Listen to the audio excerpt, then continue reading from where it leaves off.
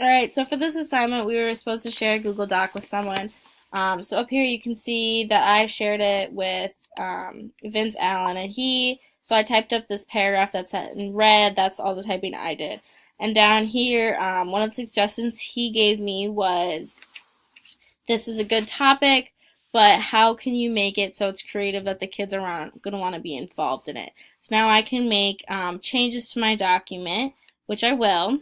Awesome. So now you can see that this whole section right here, I added a second reason for why I chose this topic. Um, it's because, well, this gets taught to kids. They often have a short attention span and they need different things to help them be actively participating.